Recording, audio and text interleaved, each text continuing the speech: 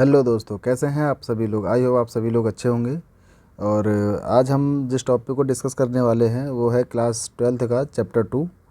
ठीक है, जिसका नाम है सत्ता के समकालीन केंद्र। समकालीन का मतलब होता है उस समय। उस समय कौन सा समय? ये वो समय था जिस समय शीत युद्ध चल रहा था। और शीत युद्ध के बाद हुआ ये कि 1991 में यूएसएसआर की खात्मा हो जाता है, यानी यूएसएसआर, समाजवादी सोवियत गणराज्य। इसी समाजवादी सोवियत गणराज्य के ख़त्म होने के बाद राजनीति में कुछ नई महाशक्तियों के दौर पर उभरने शुरू होती हैं, जिसमें हम यूरोप के बारे में बात करने वाले हैं, आसियान के बारे में, चाइना है, जापान है, रसिया है। इन सभी कुछ टॉपिक के बारे में न्यू सिलेबस के हिसाब से डिस्कस करेंगे। ठीक है, चलिए डिस्कस करते हैं। और मेरा नाम है रोहित पाल और मैं लेके आया हूँ आप लोगों के लिए क्लास 12th की पॉलिटी, और साथ में हिस्ट्री भी लेके आएंगे। हिस्ट्री के कुछ टॉपिक भी डिस्कस करेंगे। फिलहाल अभी ये पढ़ते हैं हम लोग। देखो, उभरते हुए वैकल्पिक केंद्र, यानी वैकल्पिक मतलब एक, जब दो महाशक्तियाँ थी, दो महाशक्तियों के बाद इनके एक के ख़त्म होने के बाद यूएसए यानी अमेरिका बचा रहा, और उसके ही पक्ष में कई ऐसे वैकल्पिक शक्तियाँ उभर के सामने आई जो पूरी दुनिया को एक नया विकल्प दिया। इससे पहले देखो, दो महाशक्तियाँ थी, दोनों महाशक्तियों के सामने ही था, यानी कि एक समय जब शीत युद्ध का दौर चल रहा था तो एक तरफ यूएसएसआर, ठीक है, एक तरफ यूएसए। पूरी दुनिया के सामने, ये जो पूरी दुनिया है, इन दो पूरी दुनिया के सामने सिर्फ दो ही महाशक्तियाँ थी, या तो यूएसएसआर की तरफ जाना या फिर यूएसए के सामने जाना। लेकिन यूएसएसआर के ख़त्म होने के बाद अब दुनिया को एक वैकल्पिक रास्ता मिलने लगा कि किसी और भी मार्केट में, या फिर जैसे इस तरीके से हो कि और भी लोग सामने आने लगे। ठीक, और भी देश रहे, और भी ऑप्शन मिला। 1990, यही बात है कि 1990 में दो ध्रुवीयता के अंत के बाद, ठीक है, विश्व राजनीति के सत्ता में नए केंद्र में लोग उभर के आए सामने। और यूरोप में यूरोप संघ, और एशिया में क्या था, आसियान ने क्या था, क्षेत्र सहयोग, शांति और आर्थिक विकास को बढ़ावा देने लगे। और साथ ही चाइना के आर्थिक व्यवस्था या आर्थिक उभार में भी विश्व राजनीति को प्रभावित किया। यानी कितनी तेज़ी से चाइना ने बहुत तेज़ी से अपने आप को डेवलप किया। ठीक है, उस व्यवस्था को, उस पॉलिसी को हमें पढ़ना होगा कि चाइना कितनी तेज़ी से आगे बढ़ गया। इस अध्याय में इन उभरते हुए वैकल्पिक सत्ता केंद्रों के बारे में, कुछ भूमिकाओं के बारे में अध्ययन करेंगे। ठीक है, चलिए, इसका कुछ प्रमुख प्रभाव क्या क्या मिलेगा। देखो, क्षेत्र सहयोग, यानी कि जब दो देशों के बीच में युद्ध होता है तो ये लड़ाई झगड़ा ना करके आपस में समझौता करने की बात करेंगे। ठीक है, क्षेत्र सहयोग और एकीकरण को बढ़ावा दिया जाएगा। आर्थिक विकास को तेज करना है, शांति स्थापित करना है, और सुरक्षा को बहुत ज़्यादा मजबूत करना है, और वैश्विक स्तर पर शांति संतुलन बनाए रखने के लिए काम करेंगे। ठीक है, आपको कोई भी डिस्कस करना हो आप मेरे नंबर पर कॉल करके आप डिस्कस कर सकते हैं, नोट्स के रिगार्डिंग, क्लास के रिगार्डिंग। ठीक, चलिए, टॉपिक ये है हमारा कि यूरोप की स्थिति कैसी रही दूसरे विश्व युद्ध के बाद। तो दूसरे विश्व युद्ध के समाप्त होने के बाद हुआ ये कि यूरोप के कई नेताओं के सामने एक प्रश्न उठा। प्रश्न ये था कि क्या पुराने शत्रुता, यानी पुराने दुश्मनों को, संबंध को फिर से शुरू किया जाए, या फिर अंतर्राष्ट्रीय संबंधों में सहयोग और संस्थाओं के आधार पर नए संबंध बनाए जाए। ठीक है, और युद्ध में क्या था, उन मान्यताओं और व्यवस्थाओं को तो नष्ट कर दिया था जिस पर क्या था, यूरोप देशों की आपसी सहमति थी। यानी दूसरे विश्व युद्ध के बाद कई सारी देश चीज़ें, इनके व्यवस्थाएं नष्ट हो गई, मान्यताएं नष्ट हो गई। तो एक नई तरीके से, नए तौर पे मान्यता रखी जाए, या फिर किस तरीके से काम किया जाए। 1945 में यूरोप संघ की अर्थव्यवस्था खूब बर्बाद हुई। ये 1945 का डेट बेटा याद रखना, क्यों? क्योंकि 1945 ये टर्निंग पॉइंट था जिसमें बहुत सारे बदलाव हुए। जैसे आप समझो, 1945 में ही क्या हुआ, शीत युद्ध की शुरुआत होती है। ठीक है, 1945 में ही जापान पे परमाणु अटैक होता है। ठीक, 1945 में ही क्या होता है बताइए, यूएनओ की स्थापना भी होती है। ठीक है, 24 अक्टूबर 1945। ठीक है, और हाँ, कुछ ही दिन बाद भारत भी इसका मेंबर बन जाता है, यानी 30 अक्टूबर को। ठीक है, 1945 ही डेट रहेगी। ठीक है, चलिए आगे बढ़ते हैं। यूरोप के अंदर मेल मिलाप की बात करते हैं। तो 1945 के बाद यूरोप के देशों में मेल मिलाप को कहते हैं, शीत युद्ध से भी काफ़ी सहायता मिलती है। ठीक है, सहायता इसलिए क्योंकि 1945 में जब शीत युद्ध की शुरुआत होती है तो ये बीच का रास्ता, यानी कि यूरोप जो कंट्री रहा, ये एक दूसरे के मेल मिलाप का मामला रहा। दूसरा है कि अमेरिका ने यूरोप को दोबारा गठन करने के लिए एक योजना लेके आते, जिसका नाम रखा मार्शल योजना। इसी मार्शल योजना के तहत अमेरिका क्या करता है, यूरोप संघ की मदद करता है। ठीक, दूसरा क्या है कि अमेरिका ने नाटो के तहत ही एक सामूहिक सुरक्षा व्यवस्था की स्थापना करी, जो कि कब करते हैं, 1948 में। ठीक है, 1948 में आर्थिक सहयोग संगठन की स्थापना की जाती है और इसके माध्यम से पश्चिमी यूरोप के देशों को आर्थिक मदद दी जाएगी। ठीक है, और यही मदद नहीं, और भी आगे चीज़ें होगी जहाँ पे कहते हैं ये संगठन पश्चिमी यूरोप के देशों के बीच में व्यापार, ठीक है, आर्थिक मामले में सहयोग के लिए कहता है एक मंच बनाएगा जो यूरोप संघ के देश धीरे धीरे अपने आप को डेवलप करें। ठीक है, कुछ टॉपिक यहाँ समझते हैं। यूरोप में मार्शल प्लान क्या है। मार्शल प्लान के तहत जब देखो सिंपल सी बात यह है कि यूरोप देश पहले तो खूब बर्बाद हुए शीत युद्ध के समय। ठीक है, तो जब दूसरा विश्व युद्ध खत्म हुआ तो ख़त्म होने के बाद यूएसएसआर 1945 से लेकर 1991 तक शीत युद्ध ही चलता है।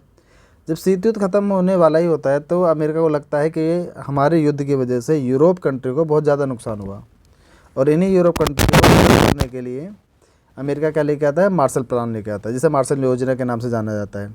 मार्शल योजना में जो सबसे पहले काम करता है अमेरिका वो है 1948 में क्या करता है, यूरोपीय आर्थिक सहयोग संगठन की स्थापना करता है, जिसके माध्यम से पश्चिमी देशों की आर्थिक व्यवस्था को आर्थिक सहायता दी जाएगी। और 1949 में यूरोप परिषद का गठन किया जाता है। ठीक है, यूरोप परिषद का गठन और राजनीतिक सहयोग की दिशा में एक महत्वपूर्ण कदम होता है, और यूरोप में पूंजीवादी देशों की व्यवस्था को एकीकरण धीरे धीरे आगे बढ़ाने लगे। ठीक है, यानी कि पूंजीवादी व्यवस्था, अमेरिका पूंजीवादी ही देश है और ये अपने आप को कहता है धीरे धीरे मार्केट के तौर पे आगे बढ़ाता है। ठीक है, फिर मामला एक और आता है कि 1957 में यूरोप के अंदर इकोनॉमिक कम्युनिटी का गठन कर दिया जाता है ताकि ये किस तरीके से अपनी अर्थव्यवस्था को अपने तरीके को चला सके। ठीक है, ताकि व्यापार शुरू होगा, बिजनेस शुरू होगा और क्या होगा, ये मार्केट चेंज शुरू हो जाएगी और यूरोप अपने आप को काफ़ी स्टेबल कर लेगा।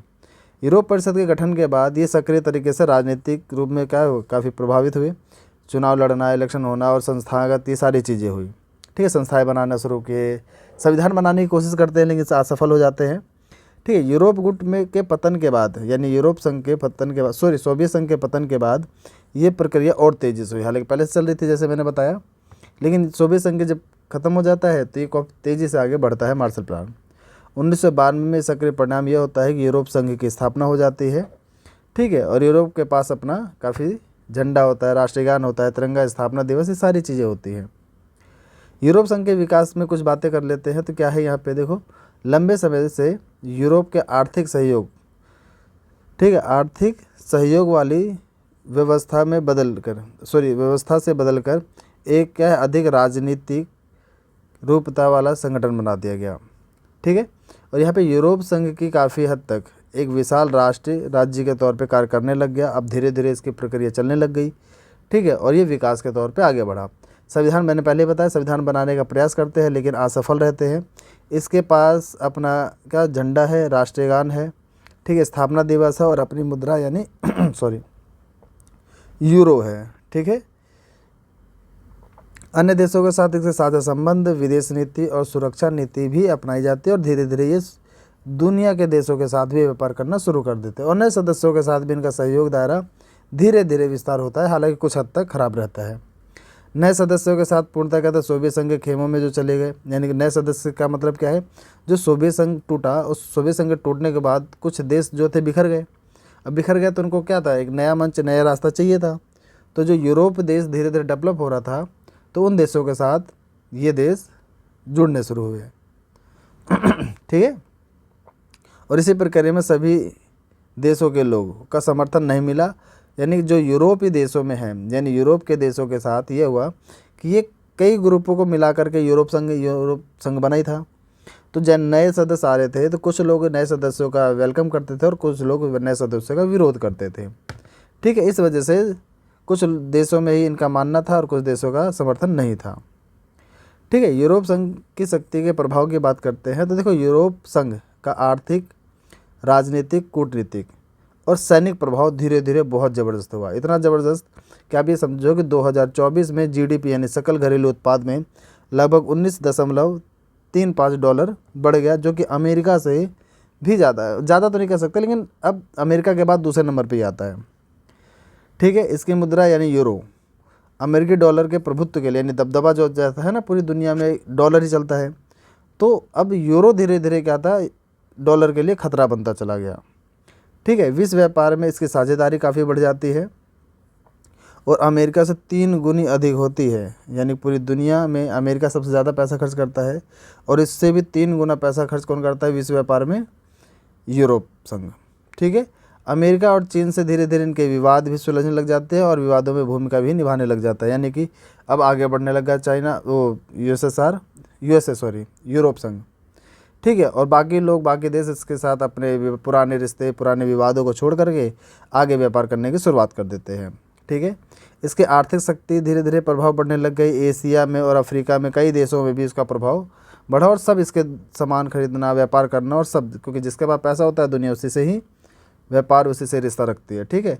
WTO यानी वर्ल्ड ट्रेड ऑर्गेनाइजेशन यानी कि विश्व व्यापार संगठन जैसे अंतर्राष्ट्रीय संगठन में इसका एक महत्वपूर्ण भूमिका होने लगा, और इसके महत्वपूर्ण भूमिका के रूप में काम भी करने लग गया। अब लोग सलाह लेने लगे, विदेशी पैसा के कोई कमी है नहीं।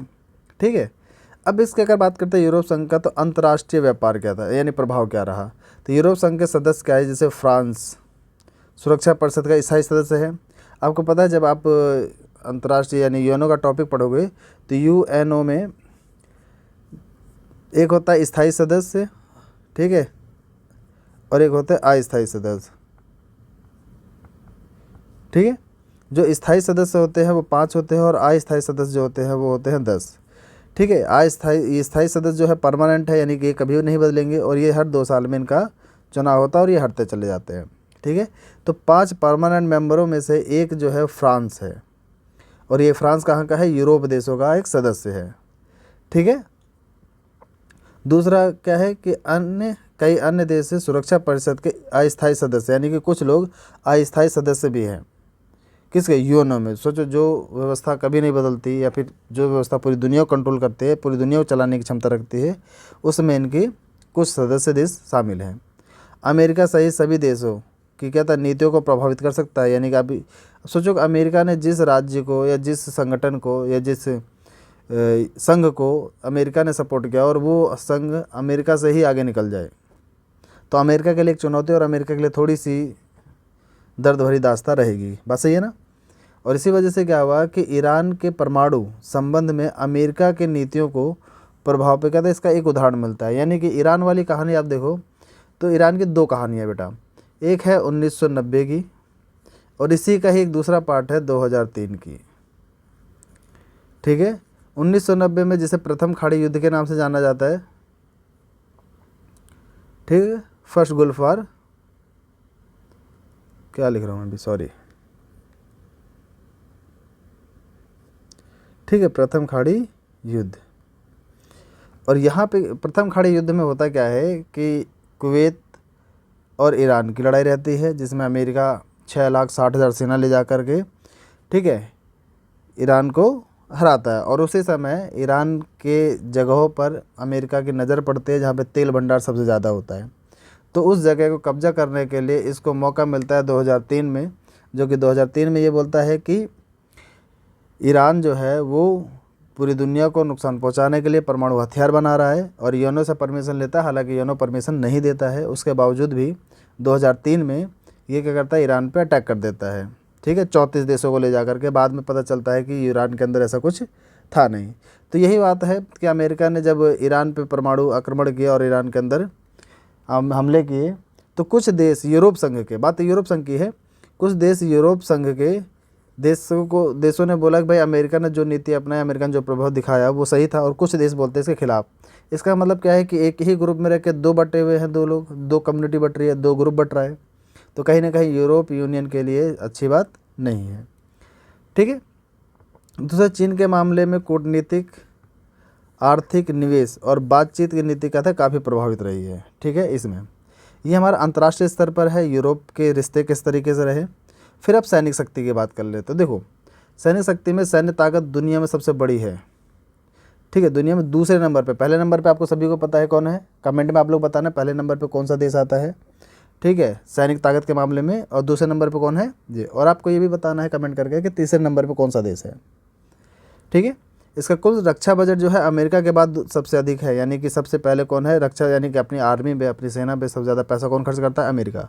दूसरे नंबर पे कौन करता है? Europe union. ठीक है, यूरोप संघ। यूरोप संघ के देश यानी फ्रांस के पास परमाणु हथियार है, कितने, कम से कम 350 परमाणु हथियार हैं, जो कि बहुत कम देशों के पास है। ठीक है, अमेरिका के पास है, ऐसी बात नहीं है। अंतरिक्ष विज्ञान यानी साइंस एंड टेक्नोलॉजी, कम्युनिकेशन, ठीक है, संचार प्रौद्योगिकी के क्षेत्र में दुनिया में दूसरा स्थान रखता है। ठीक है, अब बात करते हैं कुछ सीमाएं यानी असहमतियां कैसी रही, यानी कि इतनी अच्छी व्यवस्था और इतना तेज़ी से आगे बढ़ने वाला, जिसको अमेरिका ने सपोर्ट किया और बहुत तेज़ी से आगे निकला, पूरी दुनिया में ये टक्कर देने लग गया। ठीक है, कुछ सीमाएं रहेगी और कुछ असहमति रहेगी, क्योंकि कई सारे ग्रुप में कुछ लोग मानेंगे, कुछ लोग चीज़ों को नहीं मानेंगे। ठीक है, अब क्या है, सदस्य देशों में आपसी अपनी अपनी क्या था, विदेश नीति रही। अब सोचो एक ही ग्रुप में रह करके सब अपनी अपनी अलग अलग नीतियाँ बनाओगे तो व्यापार कैसे चलेगा, संघ ही टूट जाएगा। ठीक है, कई बार ये नीतियाँ एक दूसरे के खिलाफ काम करते हैं, एक दूसरे के खिलाफ। आपने देखा ना 2003 वाला मैटर मैंने बताया आपको, ईरान और अमेरिका का। ठीक है, यही बात देखो, ईरान पर अमेरिका के हमले पर ब्रिटेन के प्रधानमंत्री टोनी ब्लेयर ने अमेरिका का साथ दिया, जबकि जर्मनी और फ्रांस ने क्या किया, इसका विरोध किया।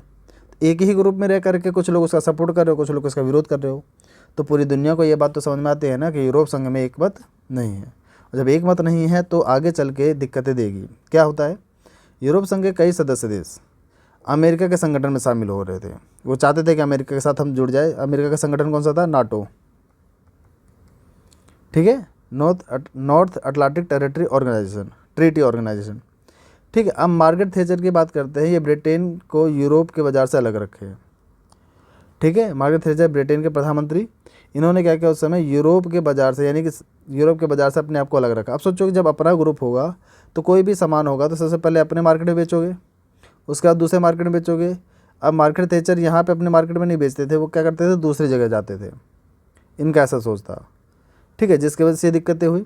दूसरा, डेनमार्क और स्वीडन, यहाँ पे मजिस्ट्रेट की संधि होती है, जिसमें साझा यूरो मुद्रा को कहता, साझा यूरो मुद्रा की विरोध किया जाता है यूरो को मानने से। यानी कि इन्होंने बोला कि आप जब पूरी दुनिया में यूरो सबसे अच्छा काम कर रहा है तो डॉलर की जगह पे क्या करो, यूरो को लेके आओ और यूरो से सब व्यापार करेंगे। ठीक है, तो लेकिन कई सारे देशों ने क्या किया, विरोध किया। क्यों किया, क्योंकि ये नए सदस्यों को लेकर के कई बार विरोध करते हैं और कई बार दिक्कतें होती हैं। ठीक है, इससे क्या था, विदेश और रक्षा मामलों में क्या था, क्षमता सीमित हो गई और यूरोप संघ की शक्तियाँ भी थोड़ी थोड़ी सीमित रहती हैं। हालांकि इन व्यवस्थाओं को सुधार कर ले तो ये शायद अमेरिका को भी पीछे छोड़ सकता है। ठीक है, वीडियो अच्छी लगी हो तो लाइक और सब्सक्राइब कर देना, प्लीज़ अपने दोस्तों को शेयर करना। ठीक है, वीडियो थोड़ा सा हेजिटेशन में रहेगा क्योंकि अभी मैंने स्टार्ट ही किया है, तो कई बार बीच में बंद हो जाता है, मतलब टाइम नहीं मिलता, नहीं डाल पाता। ठीक है, अगर आपको वीडियो अच्छी लगी हो तो आप लाइक करना, सब्सक्राइब करना और लोगों को शेयर करना। ठीक है, थैंक यू, जय हिंद।